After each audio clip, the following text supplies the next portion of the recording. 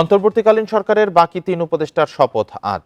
তারা হলেন ফারুকী আজম, সুপ্রদীপ চাকমা ও ডাক্তার বিধান রঞ্জন দায়। দুপুরে বঙ্গভবনে হবে শপথ অনুষ্ঠান। এতে উপস্থিত থাকবেন অন্তর্বর্তী সরকারের প্রধান উপদেষ্টা ডক্টর মোহাম্মদ ইউনূস। গত বৃহস্পতিবার রাতে অন্তর্বর্তী সরকারের প্রধান উপদেষ্টা হিসেবে শপথ নেন নোবেলজয়ী ডক্টর মোহাম্মদ ইউনূস। বঙ্গভবনের দরবার হলে তাকে শপথ পাঠ করান রাষ্ট্রপতি মোহাম্মদ শাহাবুদ্দিন। পরে শপথ নেন অন্তর্বর্তী সরকারের আরও ১৩ উপদেষ্টা। ঢাকার বাইরে অবস্থান করায় সেদিন শপথ গ্রহণ অনুষ্ঠানে যোগ দিতে পারেননি অপারেশন জ্যাকপটে অংশ নেয়া বীর মুক্তিযোদ্ধা ফারুকী আজম, বীর প্রতীক, সাবেক রাষ্ট্রদূত সুপ্রদীপ চাকমা এবং জাতীয় মানসিক স্বাস্থ্য ইনস্টিটিউটের সাবেক পরিচালক অধ্যাপক ডাক্তার বিধান রঞ্জন রায়।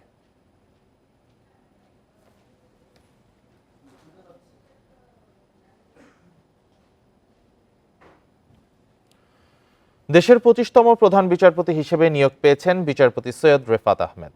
আজ বেলা ১২টায় শপথ নেবেন নতুন প্রধান বিচারপতি। তাকে নিয়োগ দিয়েছেন রাষ্ট্রপতি মোহাম্মদ শাহাবুদ্দিন। শনিবার রাতে এ বিষয়ে প্রজ্ঞাপন জারি করেছে আইন ও বিচার বিভাগ। এর আগে ছাত্র আন্দোলনের জেরে পদত্যাগ করেন প্রধান বিচারপতি ওবায়দুল হাসান সহ ৬ বিচারপতি। পদত্যাগকারী ৫ বিচারপতি হলেন বিচারপতি এম এনায়েতুর রহিম, বিচারপতি আবু জাফর সিদ্দিকী, বিচারপতি জাহাঙ্গীর হোসেন, বিচারপতি মোহাম্মদ শাহিনুর ইসলাম ও বিচারপতি কাশেফা হোসেন। ২০০৩ সালে বিএনপি সরকারের সময় হাইকোর্ট বিভাগের অতিরিক্ত বিচারপতি নিযুক্ত হন সৈয়দ রেফাত আহমেদ। তিনি বাংলাদেশের তৃতীয় অ্যাটর্নি জেনারেল এবং তত্ত্বাবধায়ক সরকারের সাবেক উপদেষ্টা প্রয়াত ব্যারিস্টার সৈয়দ ইশতিয়াক আহমেদের ছেলে।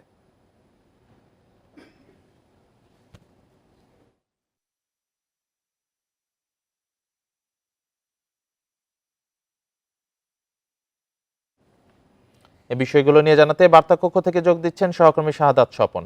স্বপন, আরো ৩ জন আজকে শপথ নেবেন, তারা কোন মন্ত্রণালয়ের দায়িত্ব পেতে যাচ্ছেন, কি বিস্তারিত আছে আপনার কাছে? দেখুন, আজকে বেলা ১২টায় বঙ্গভবনে রাষ্ট্রপতির কাছে তারা শপথ নেবেন। গত বৃহস্পতিবার ডক্টর ইউনূসের নেতৃত্বে ১৪ সদস্যের একটি দল, অর্থাৎ যে অন্তর্বর্তীকালীন সরকার, সেই অন্তর্বর্তীকালীন সরকারের ১৪ জন উপদেষ্টা শপথ নিয়েছেন। ৩ জন বাকি ছিলেন, তারা সেদিন অনুপস্থিতির কারণে তাদের শপথ সেদিন হয়নি। তো আজকে তাদের সেই শপথ অনুষ্ঠিত হবে। তবে কার পোর্টফোলিও কী হবে বা কাকে কোন মন্ত্রণালয়ের দায়িত্ব দেওয়া হবে সেটি কিন্তু শপথের পর নির্ধারণ করা হয় এবং সেটি হয়তো নিশ্চয়ই নির্ধারিত আছে, কারণ ইতিমধ্যে আমরা দেখেছি যে ডক্টর ইউনূস, যিনি এই অন্তর্বর্তীকালীন সরকারের নেতৃত্বে আছেন, তার অধীনে ২৭টি মন্ত্রণালয় আছে এবং আরেকজন যিনি অর্থ মন্ত্রণালয়ের দায়িত্বে আছেন তাকে পরিকল্পনা মন্ত্রণালয়ের দায়িত্ব দেওয়া হয়েছে। আর বাকি যারা দায়িত্ব নিয়েছেন এই অন্তর্বর্তীকালীন সরকারের, তারা একটি একটি করে মন্ত্রণালয়ের দায়িত্ব পেয়েছেন এখন পর্যন্ত। তো বাকি যে ৩ জন আজকে শপথ নেবেন তাদেরকেও হয়তো ধারণা করা হচ্ছে যে একটি একটি করে মন্ত্রণালয়ের দায়িত্বে রাখা হতে পারে। তবে কাকে কোন মন্ত্রণালয় দেওয়া হবে বা কাকে কয়টি মন্ত্রণালয় দেওয়া হবে সেগুলি কিন্তু সেই বিষয়টি কিন্তু পরে নির্ধারিত হবে। পাশাপাশি আজকে বাংলাদেশের প্রধান বিচারপতি, নতুন প্রধান বিচারপতি গতকাল নিয়োগ দিয়ে প্রজ্ঞাপন জারি করা হয়েছে। বাংলাদেশের নতুন প্রধান বিচারপতিরও শপথ কিন্তু একই সাথে অনুষ্ঠিত হবে, অর্থাৎ সেই ১২টায় যে আজকে ৩ উপদেষ্টার শপথ এবং সেখানেই কিন্তু প্রধান বিচারপতির শপথের আয়োজন করা হয়েছে বলে আমরা বঙ্গভবন সূত্রে জানতে পেরেছি। শাহাদাত স্বপন জানাচ্ছিলেন বার্তা কক্ষ থেকে। অন্তর্বর্তী সরকারের জন্য সাইবার নিরাপত্তা সহ বিভিন্ন কালো আইনের পক্ষে দাঁড়ানোর সুযোগ নেই, এ মন্তব্য করেছেন আইন উপদেষ্টা ডক্টর আসিফ নজরুল। আর আর্থিক খাতের উপর মানুষের আস্থা ফিরিয়ে আনাকে চ্যালেঞ্জ হিসেবে দেখছেন উপদেষ্টা ডক্টর সালেউদ্দিন আহমেদ। তবে প্রতিষ্ঠানগুলোয় দ্রুত শৃঙ্খলা ফিরিয়ে কেলেঙ্কারিতে জড়িতদের বিরুদ্ধে ব্যবস্থা নেওয়া হবে বলে জানিয়েছেন তিনি। বৃহস্পতিবার রাতে শপথ নেন অন্তর্বর্তী সরকারের প্রধান ডক্টর মোহাম্মদ ইউনূস সহ ১৪ উপদেষ্টা। শনিবার সচিবালয়ে অফিস করেন বিভিন্ন মন্ত্রণালয়ের দায়িত্বপ্রাপ্ত উপদেষ্টারা। এদিন সকালে আইন, বিচার ও সংসদ বিষয়ক মন্ত্রণালয়ের উপদেষ্টা ডক্টর আসিফ নজরুল কথা বলেন নতুন পরিকল্পনা নিয়ে। এক প্রশ্নের জবাবে সাইবার নিরাপত্তা সহ বিতর্কিত বিভিন্ন আইনের ব্যাপারে সরকারের অবস্থান তুলে ধরেন তিনি। কোনো ধরনের খারাপ আইন কোনটার আপনার সংস্কার করা প্রয়োজন, কোনটা বাতিল করা প্রয়োজন, সেটা আমরা সুচিন্তিতভাবে পদক্ষেপ নেওয়ার চেষ্টা করব।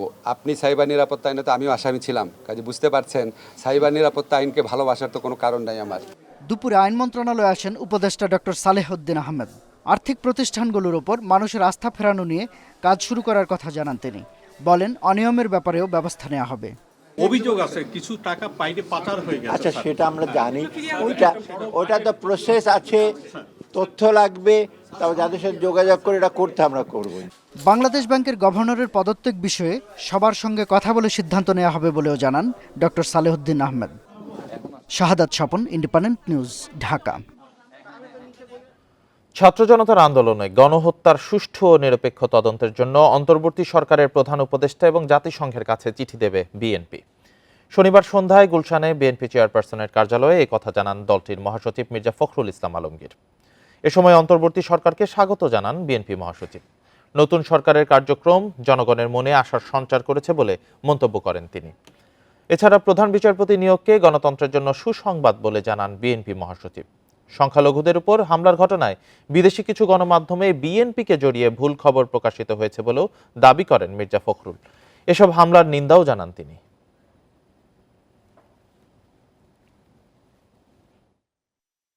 বিজয়ের পূর্বে সরকার বাহিনী দিয়ে যে নৃশংসভাবে গণহত্যা করা হয়েছে, আমরা সিদ্ধান্ত নিয়েছি যে জাতিসংঘের কাছে আমরা এই বিষয়ে একটা নিরপেক্ষ তদন্ত চেয়ে আমরা চিঠি পাঠাবো। আমরা এটাও সিদ্ধান্ত নিয়েছি যে আমাদের প্রধান উপদেষ্টা তাকে আমরা চিঠি দেব। সারা দেশে 538টি থানার কার্যক্রম শুরু হয়েছে বলে জানিয়েছে পুলিশ সদর দপ্তর। মেট্রোপলিটনের 110টি থানার মধ্যে 84টি এবং জেলার 529টি থানার মধ্যে 454টি থানার কার্যক্রম শুরু হয়েছে বলে এক সংবাদ বিজ্ঞপ্তিতে জানানো হয়েছে। শনিবার বিকেলে দেয়া এই সংবাদ বিজ্ঞপ্তিতে জানানো হয়, বিকেল 3টা পর্যন্ত সারা দেশের মোট 639টি থানার মধ্যে 538টির কার্যক্রম শুরু হয়েছে। এদিকে আরও একটি বিজ্ঞপ্তিতে জানানো হয়, থানার কার্যক্রম পুনরুদ্ধার ও আইন শৃঙ্খলা রক্ষায় প্রতিটি থানা এলাকায় নাগরিক নিরাপত্তা কমিটি গঠনের জন্য পুলিশ হেডকোয়ার্টারের থেকে সব জেলা পুলিশ সুপার ও থানার অফিসার ইনচার্জকে নির্দেশনা দেওয়া হয়েছে। কমিটির মূল লক্ষ্য আইন শৃঙ্খলা পুনরুদ্ধারে জনসম্পৃক্ততা বাড়ানো। এ লক্ষ্যে কমিটি একটি অ্যাকশন প্ল্যান প্রস্তুতপূর্বক মনিটরিং ও মূল্যায়নের মাধ্যমে কার্যক্রম পরিচালনা করবে।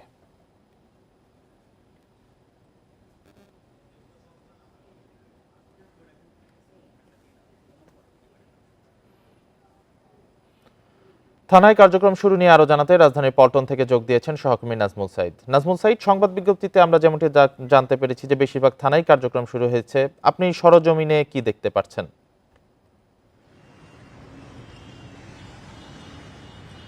দেখুন, ঢাকা মহানগরের 50টি থানা রয়েছে, এর মধ্যে পুলিশ সদর দপ্তর জানিয়েছে 45টির কার্যক্রম শুরু হয়েছে। কিন্তু আমরা সকাল থেকে 2টি থানাতে গিয়েছি। আমরা তেজগাঁও গিয়েছিলাম, সেখানে আমরা আসলে দৃশ্যমান কার্যক্রম আমরা দেখিনি। তবে সাদা পোশাকে পুলিশ আছে, তারা বলছেন যে সীমিত পরিসরে কার্যক্রম শুরু হয়েছে, হয়তো বেলা বাড়ার সাথে সাথে সেটি কার্যক্রম আরও দৃশ্যমান হবে।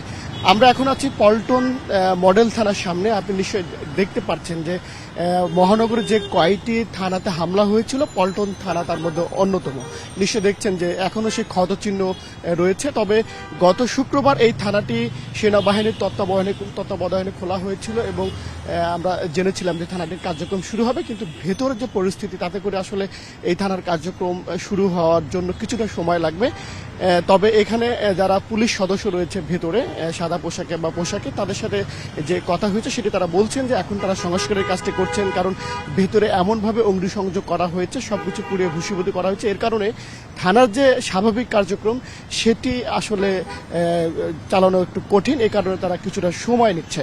আপনি জানেন যে এই শেখ হাসিনা সরকার পদত্যাগের মধ্যে এবং এর পরবর্তীতে ঢাকা সহ দেশের প্রায় 20টি থানাতে হামলা করা হয়েছিল, অগ্নিসংযোগ করা হয়েছিল, অস্ত্র লুট করা হয়েছিল এবং এরপরেই কিন্তু বাস্তবতা আমরা দেখেছি যে দেশের বিভিন্ন প্রান্তের এবং ঢাকার যে থানাগুলো পুলিশ শূন্য হয়ে পড়ে এবং টানা 3 দিন আমরা পুলিশের কোনো কার্যক্রম দেখিনি। এখন অবধি আমরা সড়কের বিভিন্ন জায়গায় ঘুরেছি, পুলিশের উপস্থিতি আমরা লক্ষ্য করিনি। পুলিশ আসলে বেশ কিছু দাবি তারা জানিয়েছে, 11 দফা দাবি জানিয়েছেন এই যে ঘটনার পরে। তারা স্বাধীন পুলিশ গঠন কমিশন, সব থানা ও পুলিশ বক্স আধুনিকায়ন, ঝুঁকি ভাতা বৃদ্ধি, রাজনৈতিক প্রভাব মুক্ত, কর্মঘণ্টা কমানো, ওভারটাইম দেওয়া, সব কিছু মিলিয়ে তারা বেশ কিছু কিছু দাবি দেওয়া পেশ করেছে, যদিও পুলিশ সদর দপ্তরের পক্ষ থেকে বলা হয়েছে তাদের সেই দাবির বিষয়গুলো তারা বিবেচনা করবে এবং পুলিশ যে সংস্কারের কথা বলা হচ্ছে সেই বিষয়টি তারা দেখবেন।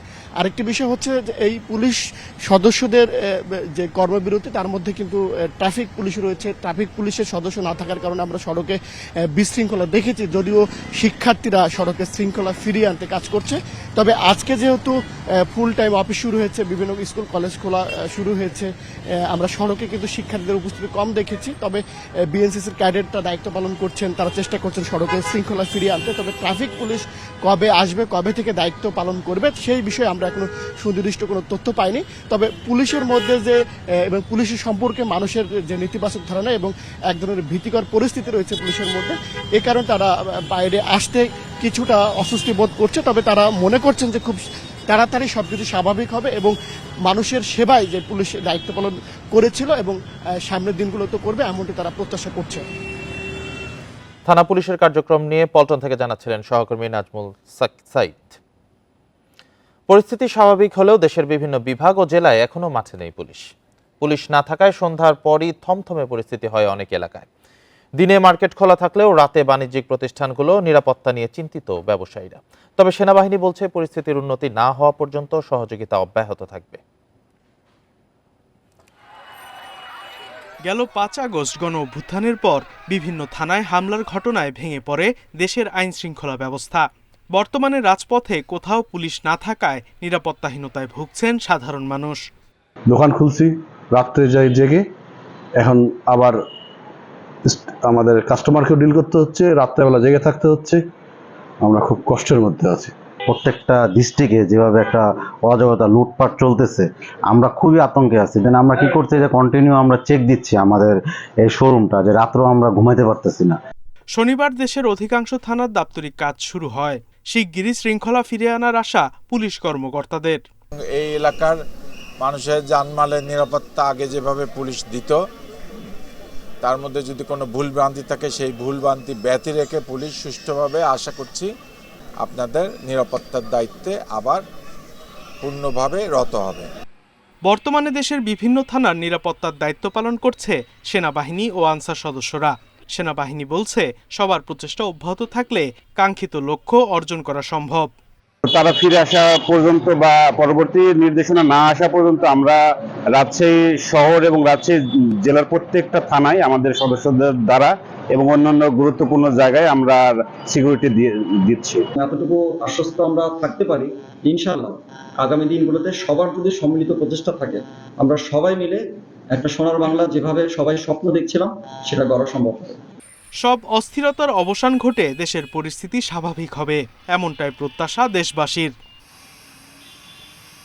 Sadequr Rahman Siddiqui, independent news. থানার কার্যক্রম নিয়ে জানাতে বগুড়া থেকে আছেন সহকর্মী হাসিবুর রহমান। হাসিবুর, বগুড়ায় ঠিক কতগুলো থানা আসলে চালু হয়েছে এবং নাগরিক নিরাপত্তা কমিটি সহ বিভিন্ন নির্দেশনা দিচ্ছেন জনসম্পৃক্ততা বাড়াতে পুলিশের সাথে, এই বিষয়গুলো নিয়ে কি আসলে একটু জানাবেন?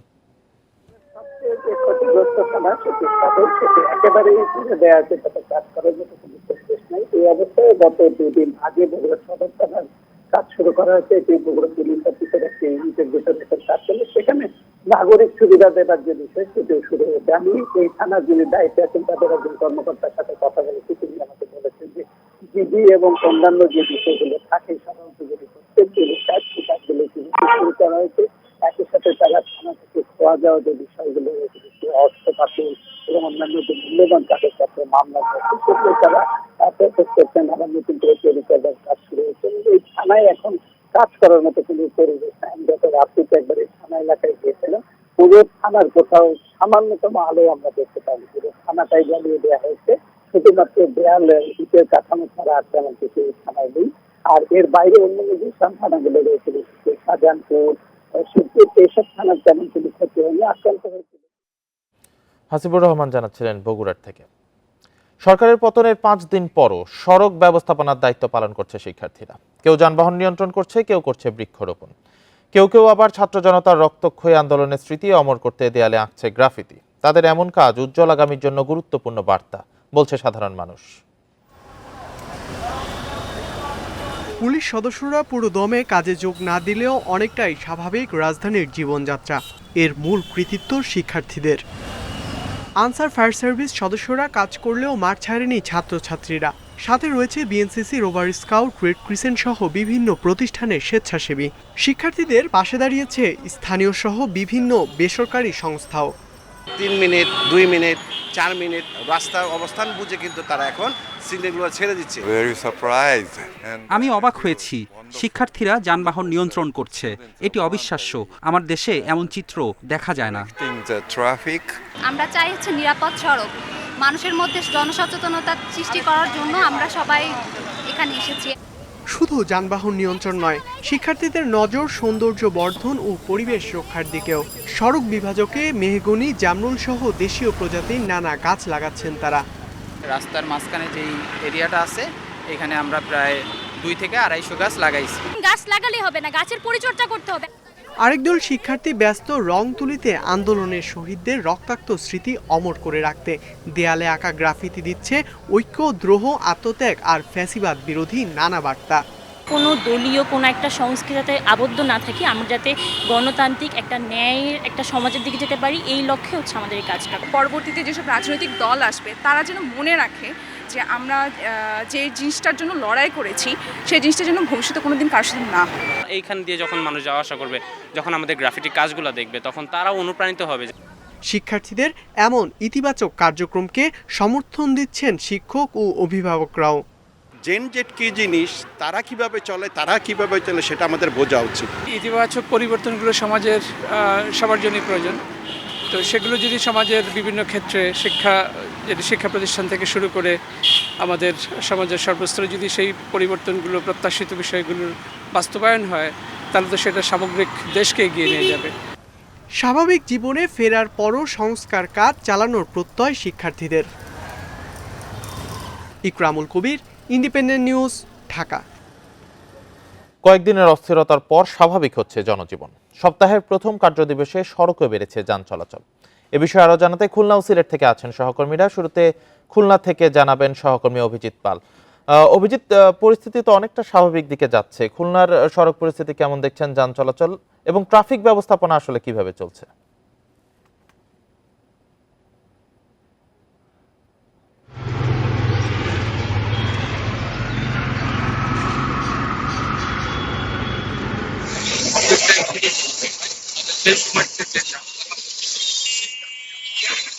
সড়কগুলোতে দেখতে পাচ্ছি আমরা এখন নগরীর শিববাড়ির মোড়ে আছি এবং এই মোড়টিতে আমরা যদি আপনাদেরকে দেখানোর চেষ্টা করি যে অন্য সময় আসলে যেভাবে যান চলাচল করে ঠিক সেইভাবেই আজকে একেবারে দিনের শুরু থেকে যান চলাচল করছে। যেমন আপনার ইজি বাইক এবং রিক্সা চলছে, তার পাশাপাশি ব্যক্তিগত পরিবহন তো চলছেই। যেহেতু আজকে একেবারে সপ্তাহের কার্যদিবসের প্রথম দিন, অতএব মানুষের যে তাদের যে কর্মস্থলে যাওয়ার যে একটা কর্মব্যস্ততা, সেই কর্মব্যস্ততাটাই আমরা আসলে সকাল থেকেই আমরা দেখতে পাচ্ছি।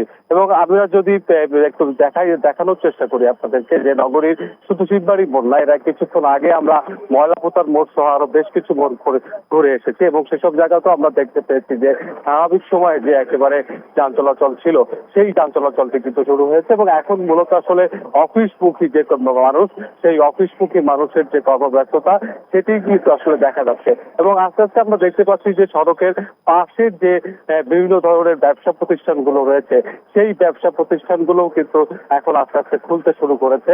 একেবারে যেহেতু দিনের শুরু সেহেতু সেই যে এখনো পুরো দমে কর্মচঞ্চল্য শুরু হয়নি, তবে আস্তে আস্তে কর্মচঞ্চল্য শুরু হচ্ছে। এবং আমরা সকাল থেকেই দেখেছি যে শিক্ষার্থীরা যারা রয়েছেন তারা কিন্তু সেই সড়কের যে ট্রাফিক ব্যবস্থার নিয়ন্ত্রণের জন্য যে কাজটি তারা করছিলেন সেই কাজটি কিন্তু তারা একেবারেই সকাল থেকে শুরু করেছেন। এবং আমরা সকালেই ময়লাপোতার মোড়ে যেমন দেখতে পেয়েছি, তেমনি শিববাড়ি মোড়েতেও আমরা দেখতে পেয়েছি যে শিক্ষার্থীরা তারা ট্রাফিকের যে নিয়ন্ত্রণের যে কার্যক্রম সেই কার্যক্রমটি তারা শুরু করেছেন। এবং আপনি দেখতে পাচ্ছেন যে যান চলাচল গুলো দেখেই বোঝা যাচ্ছে যে শহরের যে প্রতিদিনের যে কর্মচঞ্চল্য সেই কর্মচঞ্চল শুরু হচ্ছে এবং সময় যত বাড়বে এটি আরো বৃদ্ধি পাবে। এবং আশপাশের যে ব্যবসা প্রতিষ্ঠানগুলো রয়েছে সেই ব্যবসা প্রতিষ্ঠানের যে মানুষরা রয়েছেন তাদেরকেও কিন্তু আমরা এখানে আসতে দেখতে পাচ্ছি। এবং এখন পর্যন্ত আমরা যতটুকু জানতে পেরেছি যে আজকে যেহেতু একেবারেই প্রথম কর্মদিবস, সেহেতু মানুষ তাদের যে প্রতিদিনের যে কার্যক্রম সেই কার্যক্রম শুরু করতে যাচ্ছে এবং সেই কার্যক্রম চলছে এবং স্বাভাবিকভাবেই শহরের যে যান চলাচল সেই যান চলাচল সহ অন্যান্য যে কার্যক্রম রয়েছে সেই কার্যক্রমগুলো চলছে। জি অভিজিৎ, ধন্যবাদ আপনাকে, সাথেই থাকবেন। এবার সিলেট থেকে জানাবেন সহকর্মী রানা মজুমদার। রানা মজুমদার, সিলেটের সড়ক পরিস্থিতি কেমন রয়েছে, কোনো বিশৃঙ্খলা আছে কিনা? আর আমরা শিক্ষার্থীদের বরাবরই দেখছিলাম তারা ট্রাফিক ব্যবস্থাপনার দায়িত্বটি নিয়েছেন, আজও তারা আছেন কিনা রাস্তায়? দেখুন, আজকেও কিন্তু তারা বরাবরের মতো যে ট্রাফিকের যে কার্যক্রম রয়েছে সেটি কিন্তু শিক্ষার্থীরা পরিচালনা করার চেষ্টা করছেন এবং গতকালকে এর আগের দিনে আমরা কিন্তু দেখেছি একইভাবে শিক্ষার্থীরা কিন্তু তাদের যে ট্রাফিকের কার্যক্রম সেটি কিন্তু একদম সুসম্পন্ন করেছেন।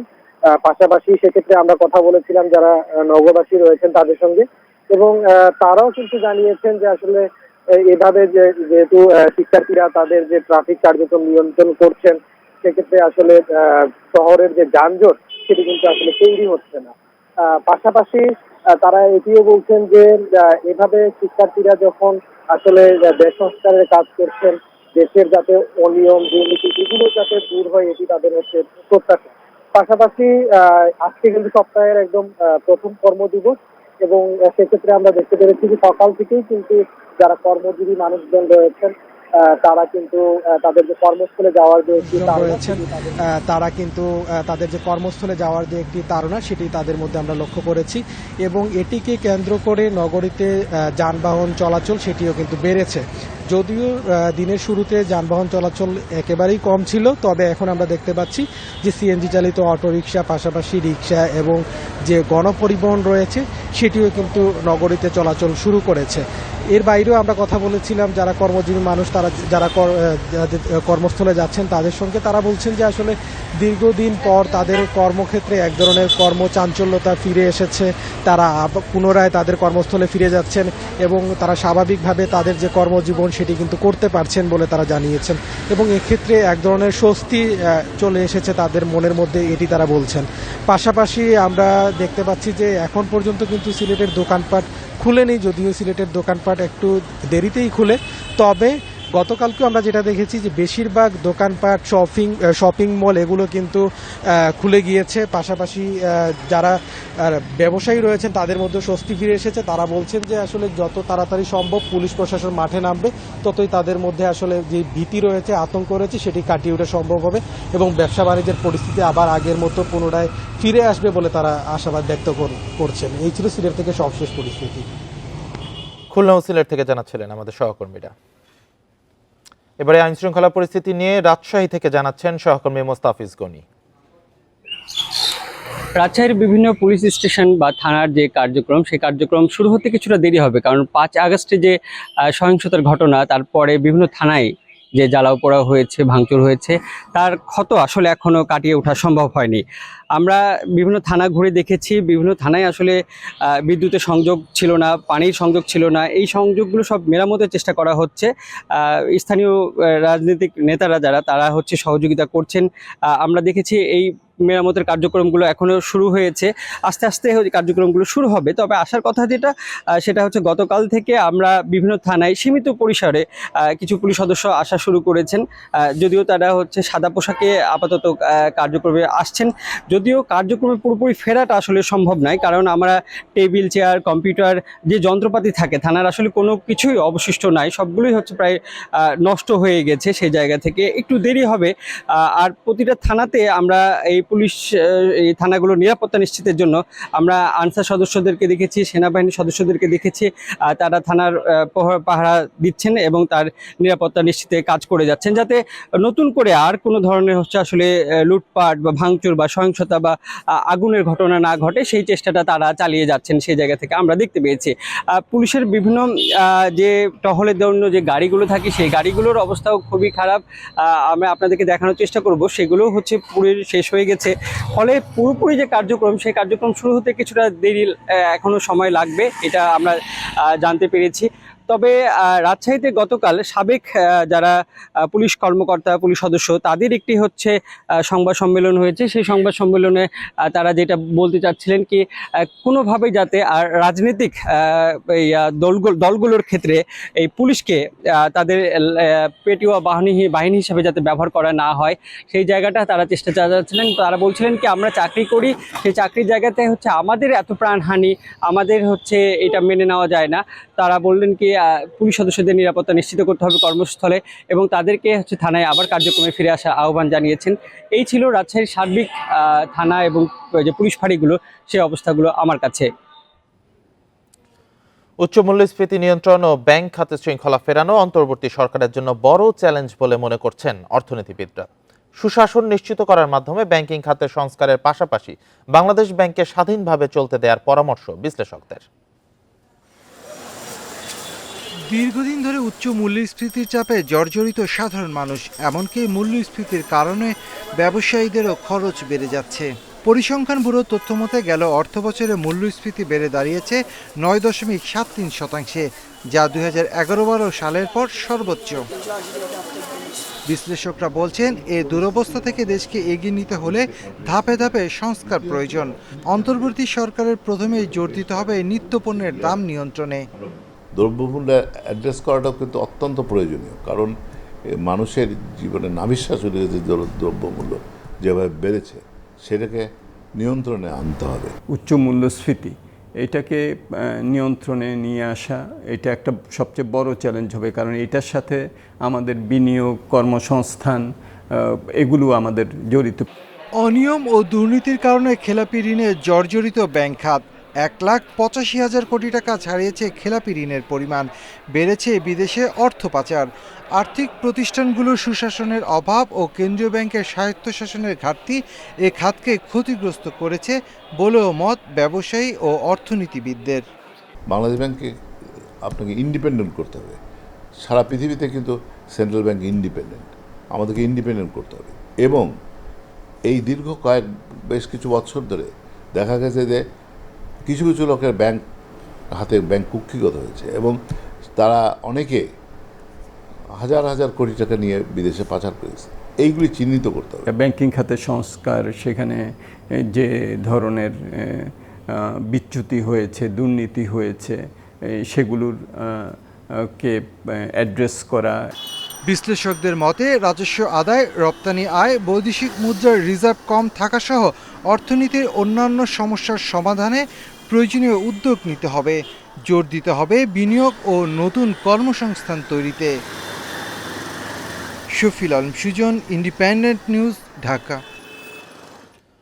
নিরাপত্তা পরিস্থিতি বিবেচনায় ব্যাংক থেকে টাকা উত্তোলনের নতুন সীমা আরোপ করে নির্দেশনা দিয়েছে বাংলাদেশ ব্যাংক। এতে চলতি সপ্তাহে ব্যাংকের এক হিসাব থেকে দৈনিক সর্বোচ্চ 2 লাখ টাকা তুলতে পারবেন একজন গ্রাহক। শনিবার বাংলাদেশ ব্যাংক থেকে সব ব্যাংকের এমডিকে SMS এর মাধ্যমে তথ্য জানানো হয়। এই সিদ্ধান্ত আজ থেকে পুরো সপ্তাহ চলবে। এর আগে গত বৃহস্পতিবারও নিরাপত্তার স্বার্থে ব্যাংক থেকে টাকা উত্তোলনের সীমা আরোপ করা হয়েছিল। সেদিন এক হিসাব থেকে নগদ 1 লাখ টাকা উত্তোলনের সীমা বেঁধে দেওয়া হয়েছিল।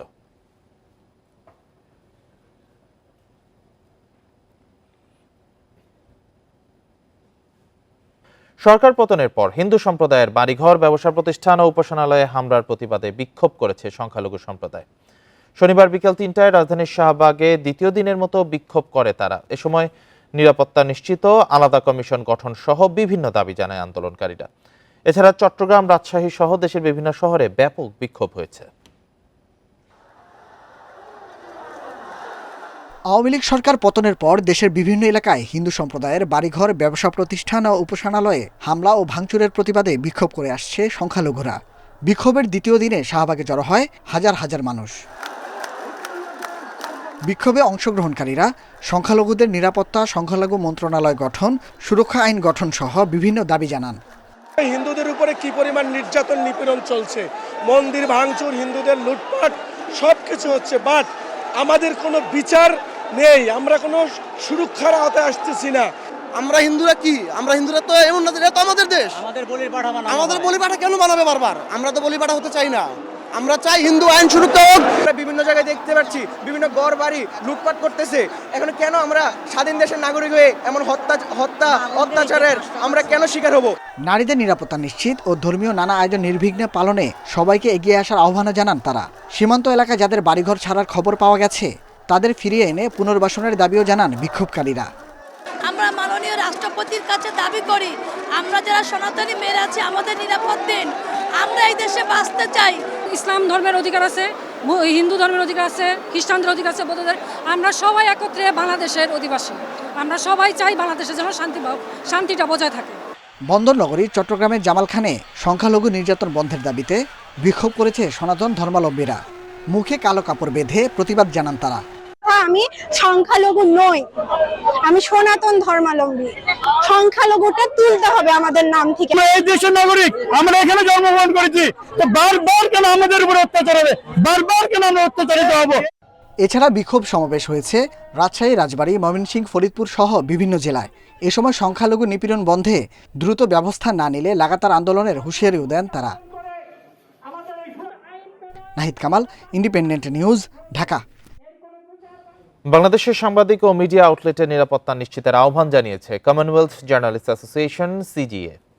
শুক্রবার বাংলাদেশের অন্তর্বর্তীকালীন সরকারের প্রধান উপদেষ্টা ডক্টর মোহাম্মদ ইউনূসের কাছে সংক্রান্ত একটি চিঠি লিখেছে সংস্থাটি। এতে দেশের সাংবাদিক ও মিডিয়া আউটলেটের নিরাপত্তা ও নিরাপদ কর্মপরিবেশ নিশ্চিতে দ্রুত পদক্ষেপ নেওয়ার আবেদন জানানো হয়। সুস্থ গণতন্ত্রের জন্য মুক্ত গণমাধ্যম অপরিহার্য বলেও চিঠিতে বলা হয়। গেল সপ্তাহে দেশের বেশ কটি টেলিভিশন চ্যানেল ও মিডিয়া আউটলেটে হামলা ও ভাঙচুরের ঘটনা ঘটে। সাংবাদিকদের নিরাপত্তা নিয়ে সিজেএর চিঠিতে বলা হয়, ব্যক্তিগত নিরাপত্তা নিয়ে মারাত্মক হুমকিতে অনেক সাংবাদিক, ফলে দায়িত্ব পালন থেকে নিজেদের বিরত রেখেছেন তারা।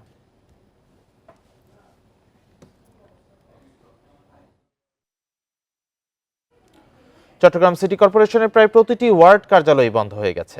লুটপাট, ভাঙচুর ও অগ্নিসংযোগের ক্ষত অফিস জুড়ে। নিরাপত্তার শঙ্কায় কাউন্সিলর সহ অফিস করছেন না কেউই। কখন নাগরিক সেবা মিলবে তাও জানাতে পারছেন না।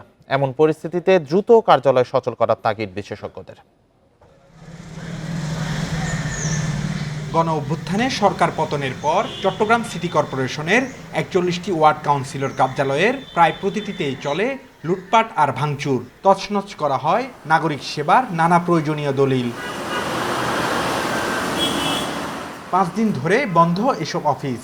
নিরাপত্তাহীনতা ও রাজনৈতিক কারণে খোঁজ মিলছে না কাউন্সিলরদের। কার্যালয়ে যাচ্ছেন না কোনো কর্মকর্তা কর্মচারীও। এতে প্রয়োজনীয় সনদ সহ অন্যান্য সেবা না পেয়ে দুর্ভোগে নগরবাসী। কাউন্সিলর নাই, এখানে সচিবও নাই, আবার ডকুমেন্টসও নাই। এখন তো সেবা কীভাবে পাবো? কিছুই তো নাই। জন্ম নিবন্ধন বা বিভিন্ন রকমের সার্টিফিকেট জমা রেখে গেছে, কিন্তু এখন তো এখানে কিছু বলতে কিছু নেই, সবগুলো তো পুড়ে নিয়ে গেছে। কাউন্সিলরদের পাশাপাশি সিটি মেয়রও যাচ্ছেন না অফিসে। এতে সংকট আরও বাড়ছে বলছেন কর্মকর্তারা। কাউন্সিলর আছে, তারা মূলত সবাই এক ধরনের ইনসিকিউর অবস্থায় আছেন, সবাই আত্মগোপন আছেন। নগরবাসীর সেবা নিশ্চিতে দ্রুত সংকট উত্তরণে পদক্ষেপ নেয়ার পরামর্শ বিশিষ্টজনদের। নাগরিকরা সেবা পাচ্ছেন না, আর উত্তরণ হচ্ছে